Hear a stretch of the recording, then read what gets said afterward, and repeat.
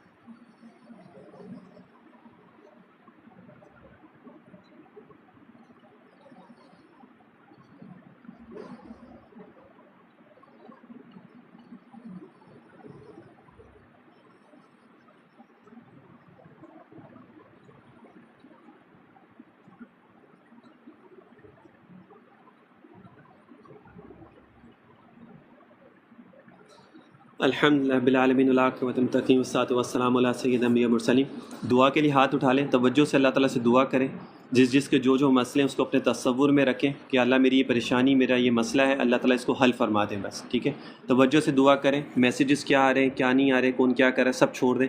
سوائے توجہ سے دعا کریں اور بس۔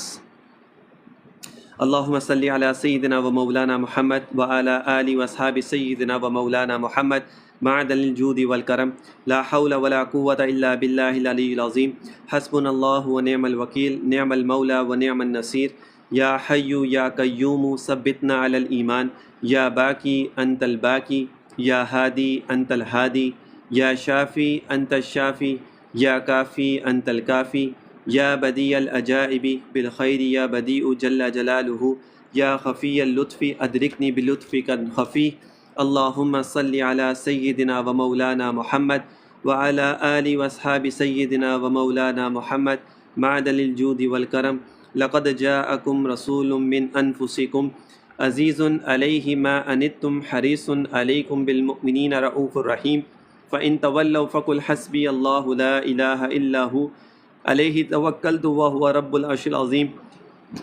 سبحان اللہ وبحمدہ سبحان اللہ العظیم وبحمدہ استغفر اللہ ربی من کل ذنب واتوب الیہ فاللہ خیر حافظا وهو ارحم الراحمین لا الہ الا انت سبحانک انی کنت من الظالمین رب اغفر وارحم وانت خیر الراحمین سلام قولا من رب الرحیم وافوض امری الی اللہ ان اللہ بصیر بالعباد اللہم صلی وسلم علی سیدنا و مولانا محمد وعلی آل واصحاب سیدنا و مولانا محمد معدن الجود والکرم ألم نشرح لك صدرك ووضعنا عنك وزرك الذي أنقض ظهرك ورفعنا لك ذكرك فإن مع العسر يسرا إن مع العسر يسرا فإذا فرغت فانصب وإلى ربك فارغب قل هو الله أحد الله الصمد لم يلد ولم يولد ولم يكن له كفوا أحد قل أعوذ برب الفلق من شر ما خلق ومن شر غاسق إذا وقب ومن شر النفاسات في العقد ومن شر حاسد إذا حسد قل أعوذ برب الناس ملك الناس إله الناس من شر الوسواس الخناس الذي يوسوس في صدور الناس من الجنة والناس الحمد لله رب العالمين الرحمن الرحيم مالك يوم الدين إياك نعبد وإياك نستعين اهدنا الصراط المستقيم صراط الذين أنعمت عليهم غير المغضوب عليهم ولا الضالين اللهم صل وسلم على سيدنا ومولانا محمد وعلى آله وأصحاب سيدنا ومولانا محمد معدن الجود والكرم اللهم يا حل المشكلات اللهم يا حل المشكلات اللهم يا كافي المهمات اللهم يا قاضي الحاجات اللهم يا مسبب الأسباب اللهم يا مسبب الأسباب اللهم يا مفتح الأبواب اللهم يا رافع الدرجات اللهم يا دافع البليات اللهم يا منزل البركات اللهم يا شافي الأمراض اللهم يا شافي الأمراض اللهم يا مجيب الدعوات اللهم يا مجيب الدعوات اللهم يا سامي الأصوات اللهم يا خير الناصرين اللهم يا أرحم الراحمين يا حي يا قيوم بحق لا إله إلا أنت سبحانك إني كنت من الظالمين اللهم صل وسلم على سيدنا ومولانا محمد وعلى آله وأصحاب سيدنا ومولانا محمد معدن الجود والكرم ربنا لا تزغ قلوبنا بعد إذ هديتنا وهب لنا من لدنك رحمة إنك أنت الوهاب ربنا إنك جامع الناس ليوم لا ريب فيه إن الله لا يخلف الميعاد ربنا آتنا في الدنيا حسنة وفي الآخرة حسنة وقنا عذاب النار وقنا عذاب القبر وقنا عذاب الحشر وقنا عذاب القرز وقنا عذاب المرز وقنا عذاب الميزان اللهم صل وسلم على سيدنا ومولانا محمد وعلى آله وصحبه سيدنا ومولانا محمد معدن الجود والكرم دعائے خیر، دعائے حاجات، دعائے شفا، بیماریاں، یا الہی اول خیر ہو، آخر خیر ہو، باطن خیر ہو، ظاہر خیر ہو، ایمان کی سلامتی ہو اور ہم سب کا خاتمہ بالخیر ہو۔ اے میرے رب کریم، یہ تو آپ کی بندہ پروری ہے، یہ تو آپ کی کرم نوازی ہے، اپنے لاکھوں بندوں سے مخصوص فرمایا، اپنی پاک بارگاہ میں بلایا، اپنے سے مانگنے کی توفیق عطا فرمائی۔ میرے مولا، ہم تیرا شکر ادا نہیں کر سکتے۔ اے میرے کریم، ہماری ناپاک زبانوں پر اپنا اور اپنے حبیب پاک کا پاک ذکر جاری فرما دیا، ہم تیرا شکر حق ادا کر ہی نہیں سکتے۔ بن مانگے ہمیں نعمت عظمیٰ عطا فرمائی کہ اپنے پیارے محبوب کی امت میں پیدا فرما دیا، ان کے پاک دامن سے وابستہ فرما دیا۔ میرے مولا، ہم تیرا شکر حق ادا کر ہی نہیں سکتے۔ بس التجا یہ کرتے ہیں ہم سب اور جتنے بھی حاضرین محفل اور ہمارے عزیز و اقارب اور ہمارے والدین نیز جمیع مسلمانان عالم پر اپنا رحم کرم فرما۔ اے اللہ، ہمارے صغیرہ اور کبیرہ گناہوں کو معاف فرما۔ یا اللہ، ہمارے صغیرہ اور کبیرہ گناہوں کو معاف فرما، ہمارے عیبوں کی پردہ پوشی فرما، ہمیں اپنا اطاعت گزار بندہ بنا، صحیح معنوں میں بندگی کی توفیق عطا فرما، اپنی یاد میں یکسوئی عطا فرما، ہمیں اپنے نام کی لذت عطا فرما، ہمیں اپنی یاد میں محویت عطا فرما، ہمیں اپنے ذکر کی برکت عطا فرما۔ اے اللہ، ہمارا ظاہر و باطن پاک کر دے، ظاہر و باطن نیک کر دے، ظاہر و باطن ایک کر دے، ہمارے قول اور فعل کے تضاد کو دور فرما دے، ہماری سستی اور کاہلی کو دور فرما دے، ہماری غلاظتوں کو دور فرما دے۔ اے اللہ، ہمیں نور علی نور فرما دے، ہم پہ نظر رحمت فرما دے، ہم پہ نظر کرم فرما دے۔ آنے والا وقت ہم سبھی کے لیے خیر و برکت والا بنا دے، ہمیں اپنے پیارے محبوب کا سچا شدائی بنا دے، ہمیں اپنے پیارے محبوب کے صحیح معنوں میں اتباع کرنے کی توفیق عطا فرما دے، ہمیں اپنے چاہنے والے برگزیدہ بندوں کے نقش قدم پر چلنے کی توفیق عطا فرما۔ انہی کے صدقے میں ہم سب کی بگڑیوں کو بنا دے، ہماری مشکلات کو آسان فرما، یا ربی ہماری مشکلات کو آسان فرما، ہم پہ نظر کرم فرما دے، ہم میں جو بیمار ہیں ان سب کو شفائے عاجلہ صحت کاملہ عطا فرما، ہم میں جو بیمار ہیں ان سب کو شفائے عاجلہ صحت کاملہ عطا فرما، جو بے روزگار ہیں ان کو برسر روزگار فرما دے، جو بے روزگار ہیں ان کو برسر روزگار فرما دے، اور جو برسر روزگار ہیں ان کی روزی میں خیر و برکت عطا فرما، یا اللہ ان کی روزی میں خیر و برکت عطا فرما، اور جو بے اولاد ہیں ان کو صاحب اولاد بنا دے، جو بے اولاد ہیں ان کو صاحب اولاد بنا دے، اور جو صاحب اولاد ہیں ان کی اولادوں کو نیک اور صالح بنا دے، جن کی بچیاں بالغ ہیں ان کی بچیوں کے لیے نیک اور صالح رشتے عطا فرما۔ اے اللہ سب ہی کی لاج شرم بھرم رکھ لے، ہم سب پہ کرم کی نظر فرما دے، ہماری عاجزانہ دعاؤں کو قبول فرما دے، ہم سب کو شیطان کے مکر اس کے فریب سے بچا لے، نفسانی خواہشات سے بچا لے، ہر بری راہوں سے بچا لے، بری عادتوں سے بچا لے، بری صحبتوں سے بچا لے، بری باتوں سے بچا لے، بری نیتوں سے بچا لے، ہم سب کو حاسدوں کے حسد سے بچا لے، مفسدوں کے فساد سے بچا لے، ساحروں کے سحر سے بچا لے، نادیدہ بلاؤں سے بچا لے، ہر دور کے ہر فتنے سے بچا لے۔ اللہ ہم سب کو اپنا حفظ و ایمان عطا فرما، ہمارے دین و ایمان کی حفاظت فرما۔ اے اللہ ہم سے وہ کام کرا لے جس سے تو ہم سے راضی ہو جا، تیری بارگاہ کے مقبول و مقرب بندے ہم سے راضی ہو جائے۔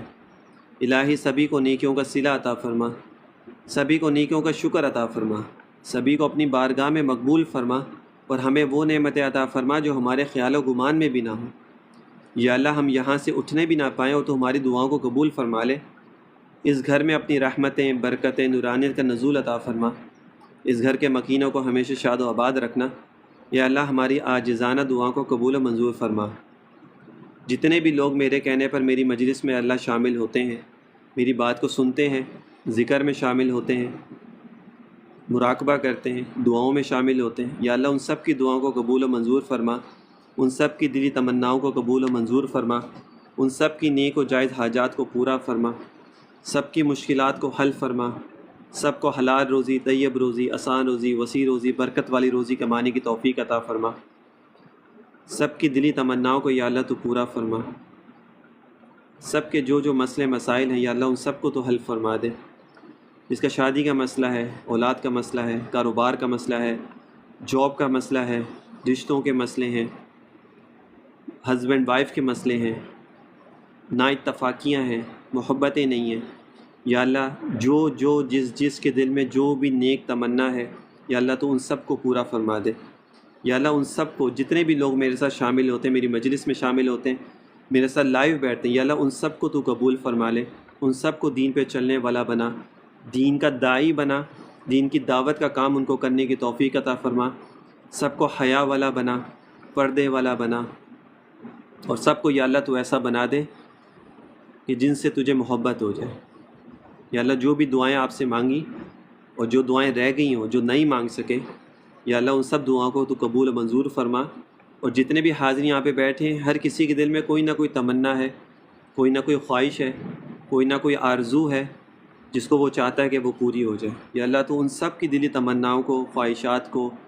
جو بھی ان کے ہیں مقاصد ہیں، یا اللہ تو ان سب کو جو ہے پورا فرما دے۔ ان اللہ و ملائکتہ یصلون علی النبی یا ایھا الذین آمنوا صلوا علیہ وسلموا تسلیما اللہم صل علی سیدنا و مولانا محمد وعلی آلہ وصحبہ سیدنا و مولانا محمد معدن الجود والکرم اللہم انا نسألک من خیر ما سألک منہ عبدک و نبیک محمد صلی اللہ علیہ وآلہ وسلم واعوذ بک من شر ما استعاذک منہ عبدک و نبیک محمد صلی اللہ علیہ وآلہ وسلم وانت المستعان وعلیک البلاغ ولا حول ولا قوة الا باللہ العلی العظیم۔ میری والدہ کے لیے بھی دعا کرنا، اللہ تعالیٰ کو صحت و تندرستی عطا فرمائے، اور جتنے بھی ماں باپ جن کے حیات ہیں اللہ تعالیٰ ان سب کو لمبی زندگی عطا فرمائے، اور ان کا سایہ ان کے اوپر ہمیشہ تا دیر قائم و دائم فرمائے، اور اللہ تعالیٰ ان سب کی خدمتیں ہمیں کرنے کی توفیق عطا فرمائے۔ سبحان ربک رب العزت عما یصفون وسلام علی المرسلین والحمد للہ رب العالمین۔